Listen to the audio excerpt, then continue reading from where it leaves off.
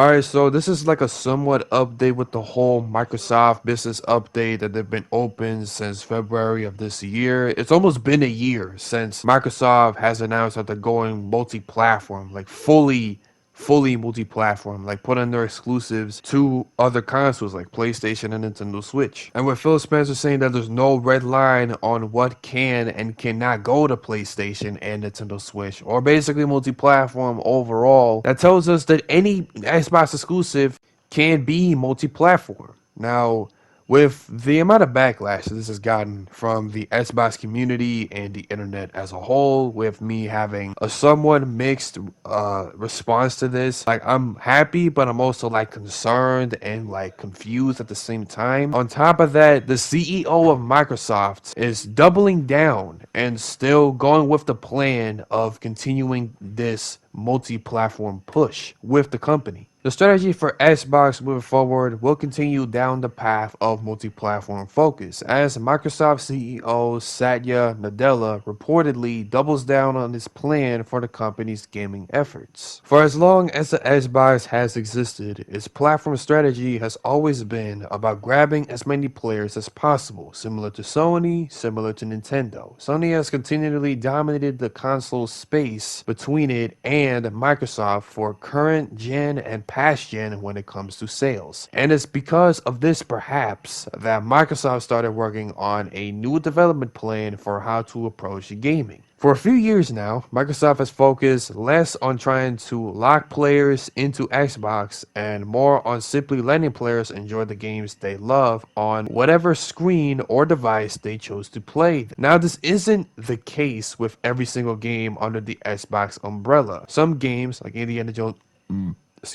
like Indiana Jones and the Great Circle, have remained on Xbox Series X and S in addition to Windows PCs, but they aren't available on Sony's PS5.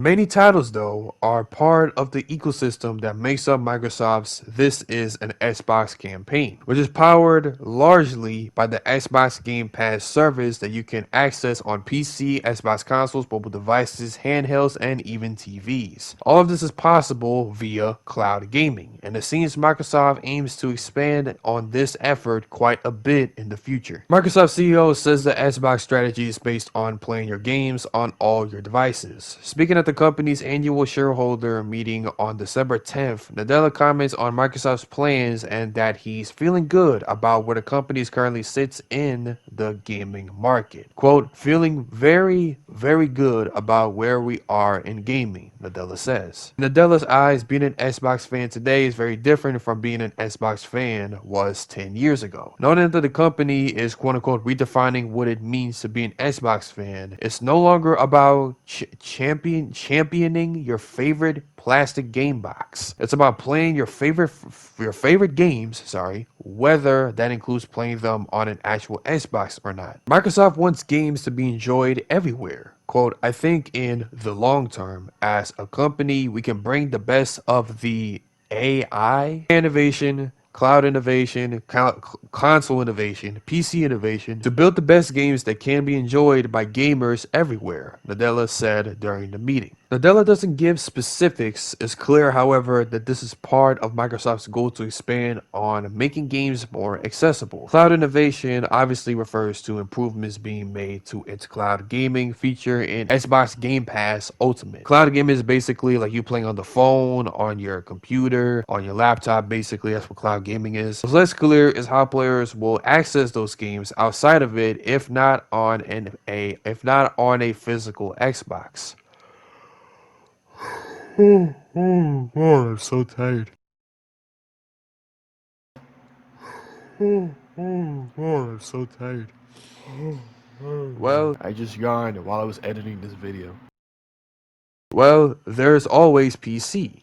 That being said, it's also possible that Nadella is referring to more Xbox games coming to other platforms. The company has already done this with a small handful of games. However, there's always room for more. Microsoft always still plans to release future Xbox consoles. So essentially, it's basically saying that with this whole business update that they've been talking about, well, it's more of the campaign that they talked about of I just smacked my microphone again. Of playing on the Xbox but on your phone, on your PC, your computer, your laptop, your tablet, I guess on your TV, on your Steam Deck, that's another one, and not on an Xbox to making it more accessible. But with this, I guess, campaign that they're running on, it's more of Xbox losing its identity, basically. Because, I mean, I get it, you know, like they're doing new ways to improve, but really it's just showing that I guess they lost. Naturally so, because with Phil Spencer saying that there's no red line on what can and cannot go to PlayStation or Nintendo, it's clear as day that I feel like they're running out of options to promote Xbox. So with this strategy, on top of that, the multi-platform strategy is basically hinting that Xbox is everywhere except not on the console. All right, so this report caught my eye, and it says at the end of 2024, Xbox finds itself as a crossroads. Now, I've heard of the term crossroads, and not like crossroads like what they're trying to say here, but crossroads as in like the stairway to heaven. So is this like insinuating that Xbox is basically dead? Starts off by saying, at the end of 2024, Xbox finds itself at a crossroads that many fans wouldn't have anticipated at the start of the year. Well, essentially February 14th or the 16th, I can't remember. It was either one of those days where it initially started and became public with the multi-platform business update. Finally bearing the fruits of its pricey Activision Blizzard acquisition, Xbox has had one of its most consistent years in terms of game output. Game Pass received a healthy number of day one games throughout the year, and Microsoft delivered a new first-party title to the service every month between September and December. Elsewhere, Xbox's messaging lacked cohesion. On top of laying off thousands of developers, shutting down studios, yes, that is true, shutting down developers of Hi-Fi Rush after winning so many awards, and they just took it out because they just didn't find it useful, apparently, and I guess because of business. But with the amount of awards it won and adding inclusion, like with different race, different backgrounds, like a Japanese studio that made the Evil Within, Ghostwire Tokyo, and Hi-Fi Rush, I guess that doesn't mean anything to the eyes of Xbox. And making Game Pass more expensive, that is true. And inflation is screwing everybody up. Xbox no longer seems as focused on those very exclusives that helped elevate its strong year. Instead, it's at the start of a broad multi-platform approach that would make its games playable in as many places as possible, even on the PlayStation 5. Xbox leadership has been wishy-washy when publicly commenting on where the new direction is ultimately heading.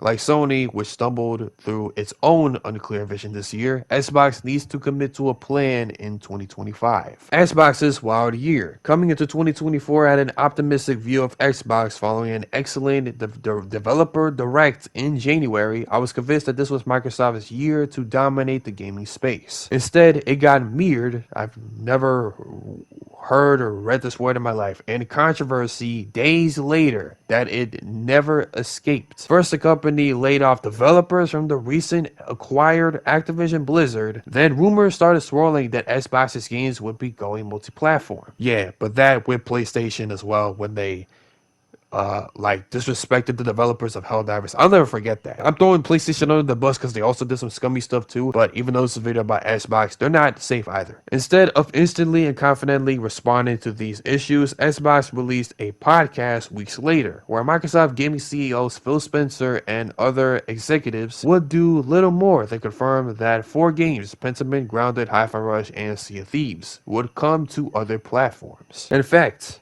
Spencer outright said, if you're on those other platforms and you see these 4 games coming, please don't take it as some signal that everything's coming. Well, you did say this as your first thought when you're starting this whole multi-platform business update, but then now you confirm to us that there's no red line on what can and cannot go to PlayStation and Nintendo, or what can and cannot be multi-platform. So there's really no point in saying that now. However, as the year went on, that statement started to feel untrustworthy. That is true. I do agree with that because he did break consumers' trust. Games like Senua's Saga Hellblade 2 did launch as Xbox exclusives, but not without a flood of rumors that they were coming to PS5. Oh, I didn't know that. I made a video talking about games I hope to go multi-platform, but it was a sad excuse of me talking about my hopes of Oregon to PlayStation. And now there's rumors of Senua's Saga Hellblade 2 coming to PlayStation. How did I predict this? I don't know. Don't ask me for questions, okay? The closure of several Bethesda studios, including beloved Hi-Fi developer Tango Gameworks, that is true, indicated that Microsoft was more concerned with making money in the wake of a $69 billion acquisition rather than creating art. If that's your main goal, releasing on as many platforms as possible makes sense. Doom the Dark Ages was announced during June's Xbox Games Showcase with PS5 listed as a platform. That is true because Doom 2016, Doom Eternal, and Doom the Dark Ages, only 2 games on PlayStation on multi-platform, but Doom the Dark Ages specifically on Xbox will cause a lot of backlash, to be fair. At Gamescom, we learned that Indiana Jones and the Great Circle would be coming to PS5 a few months after its Xbox release. The same was confirmed for Obsidian's The Outer Worlds 2, that's true, at the Game Awards 2024, which also saw ads run for the controversial "This is an Xbox" campaign that says devices other than the Xbox Series X and Xbox Series S are indeed Xboxes too. As we enter 2025, the long-term future of Xbox still feels unclear. That's not because of a lack of content. Avowed is out in February, and games like Doom the Dark Ages, Fable, The Outer Worlds 2, and South of Midnight are in the cards for 2025. Microsoft has even teased new handheld and console Xbox hardware. But seeing this is an Xbox campaign alongside an upcoming game lineup that mixes exclusive and multi-platform games shows a failure to commit to a multi-platform or exclusive strategy on Microsoft's part. I don't find the reasoning behind Xbox's multi-platform strategy all that confusing. We're just not hearing the right things from the right people. It's notable when Microsoft CEO Satya Nadella says, "We are redefining what it means to be an Xbox fan. It is about being able to enjoy Xbox on all your devices." That's a statement we should have heard from Spencer months ago, and a statement that should be reflected in the planned platforms for all of Xbox's upcoming games. At this point, Xbox leadership needs to publicly commit to being a multi-platform company that occasionally produces hardware that supports Game Pass. That announcement will anger plenty of fans, but it will at least give us a clear idea of where Xbox is heading 5 or 10 years from now. Xbox can transform into a service like Microsoft Office or ChatGPT, and Microsoft can reap profits from it on every available platform.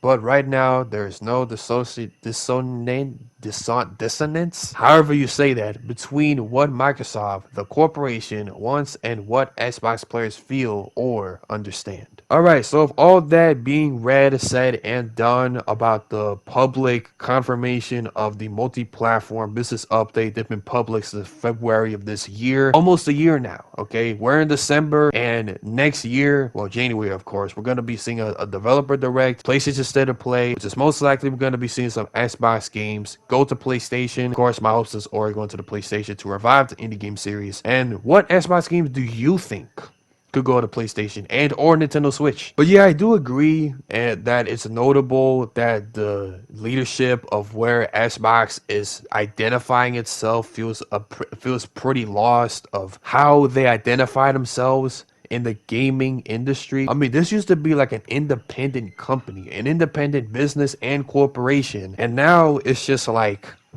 it's everywhere. I mean, it exists, but you don't need a console anymore. You can use your phone, you can use your PC, your monitor, your tablet, your TV, your Steam Deck. You can use your toaster.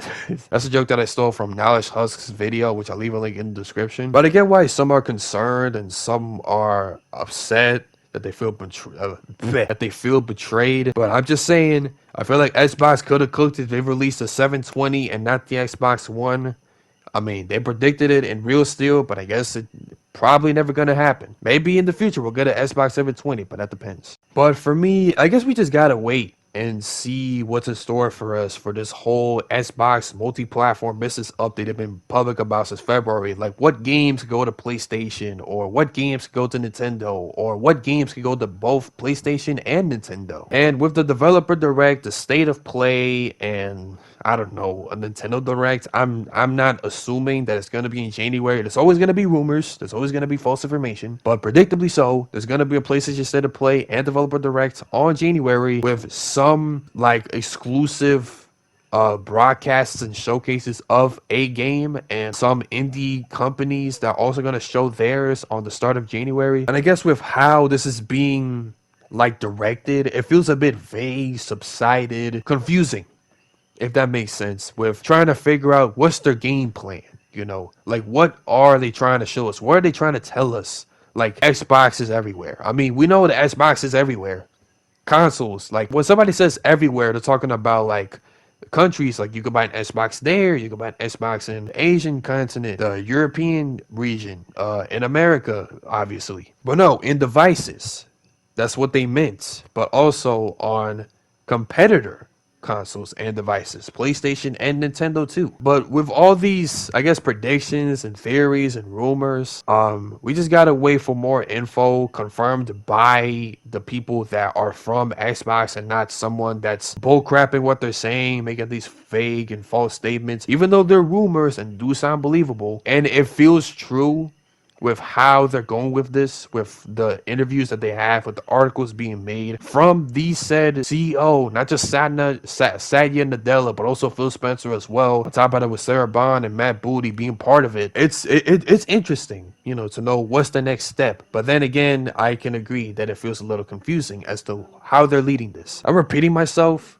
but I guess there's really nothing else to say except we just gotta wait and see what's up. Well, I mean, it's not going to be this month, obviously, but what's going to be in store for us in January. So, with all that being said, of all I got to say, I have 19 minutes of audio. With all that being said, what are your thoughts on this whole business update with this whole plan, this whole idea that they've been public about? Do you feel happy? Do you feel mixed? Do you feel a little upset? Do you think the direction is vague? Do you think the direction is okay somewhat? Do you think that they're not as public or not giving updates as frequent for how they wanted it to be? Let me know in the comments down below of what you guys think. Now, as always, with these reports, there's always hope for Ori going to PlayStation, and that being my hopes of reviving the game series for how, I guess, forgotten this is. It sounds disrespectful